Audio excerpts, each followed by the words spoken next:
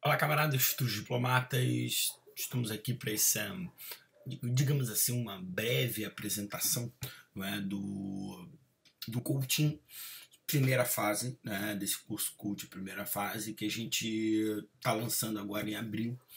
Sabemos que, né, não são as condições ideais, afinal de contas a gente tem aí uma pandemia, todo mundo em casa, respeitando a quarentena, né, eu espero. E mas a gente está com essa situação aqui remota, né? E vocês não podem parar de estudar, né? Acaba que é bom para mim, bom para vocês, né? Afinal de contas eu me mantenho, né, empregado e ativo, e vocês também ocupando esse tempo, que fica sem fazer nada também, né, complicado, né? Até mesmo do ponto de vista psicológico. Então vamos botar esse curso para frente. E eu queria mostrar para vocês algo que eu prometi, né, para a galera da primeira entrada. Na primeira entrada, eu dei um enfoque maior em questões políticas, né, econômicas, e eu falei o seguinte: olha, a segunda entrada ela vai ser mais carregada em política externa. Vamos falar bastante de política externa, né, e vamos cobrir desde o século, né, lá o Brasil colônia até os dias de hoje, mas assim, não estou dizendo que eu vou negar a política, assim como eu não neguei a política externa, né, na primeira entrada, mas a ideia é focar mais na política externa, beleza? Então, eu vou mostrar para vocês uma questão.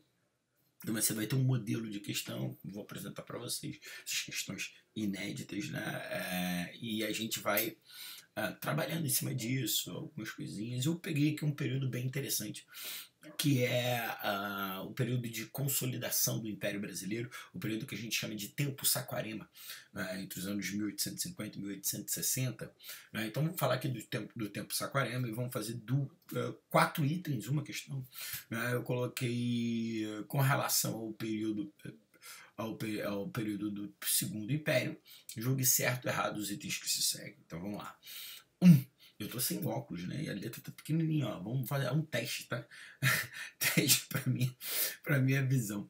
Em tempos de hegemonia brasileira na Bacia do Prata, o Paraguai de Carlos Lopes era o maior parceiro do Ministério dos Negócios Estrangeiros, firmando acordos favoráveis ao Império em troca de empréstimos vultosos mediados por José Maria da Silva Paranhos. Tá errado. E por que tá errado? Porque em tempos, né, e quando eu falo desses empréstimos vultosos, é claro que eu estou me referindo aqui à chamada diplomacia dos patacões. A diplomacia dos patacões é uma forma do Brasil manter aquela pax brasileira, aquela hegemonia na Bacia do Prata, após a queda do Uribe e do Rosas. Tá? Mas essa diplomacia dos patacões funcionava no Uruguai. O Uruguai era uma espécie de semi-protetorado brasileiro naqueles tempos. Essa diplomacia dos patacões funcionou até um tempo, né, por um bom tempo, com o Uribe, até porque o Uribe precisava do dinheiro brasileiro para do Justo Urquiza, desculpa, né? O Uribe foi derrubado, né? Mas o Justo Urquiza, que chega ao poder, né, logo depois o Brasil derruba o Rosas, ajuda na derrubada do Rosas, e aí o Urquiza chega ao poder, e o Urquiza precisa daquela grana brasileira para se consolidar na Argentina. O mesmo não vai acontecer com o Paraguai do Carlos Lopes. O Paraguai do Carlos Lopes vai ser muito resistente, tá, à diplomacia dos patacões brasileiros.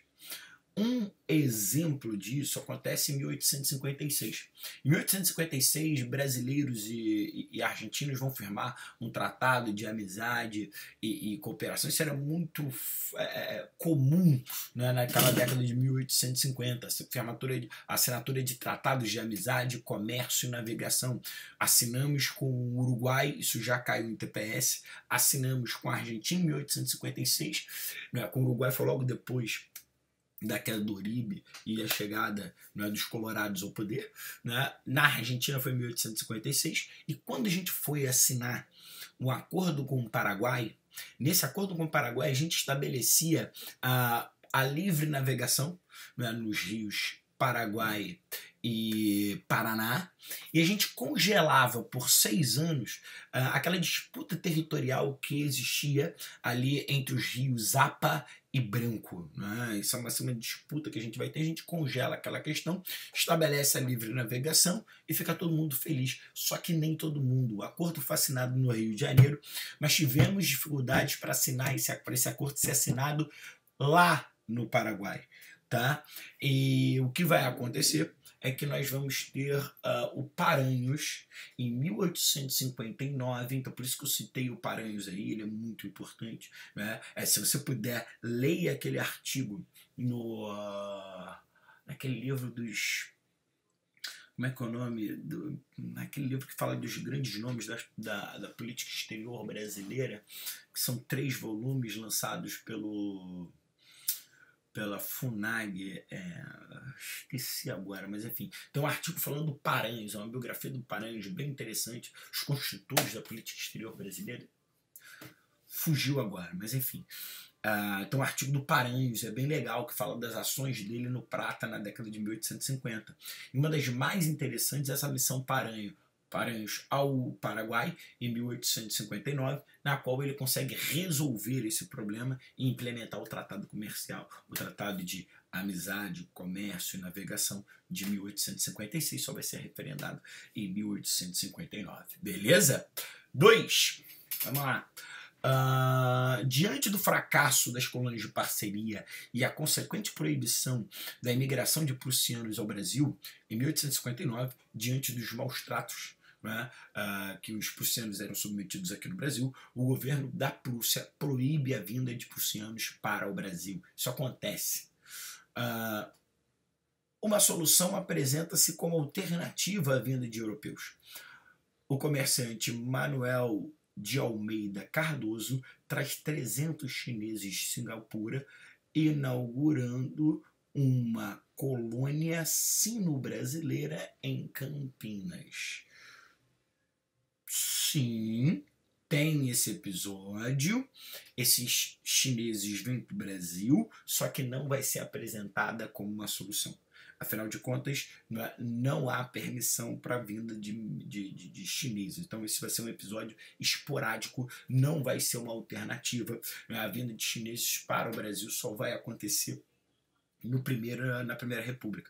Afinal de contas, na época do Império, você tem uma ideia, né? Vamos lembrar que Dom Pedro é muito parceiro do Conde Gobineau, o Conde Gobineau, e as ideias racistas eram muito fortes aqui no Brasil, e existia aquela ideia de branqueamento da população brasileira, e os chineses não se encaixavam nessas ideias racistas e evolucionistas, eugenistas, enfim, né, do Império naqueles tempos. Beleza? Racistas. Né?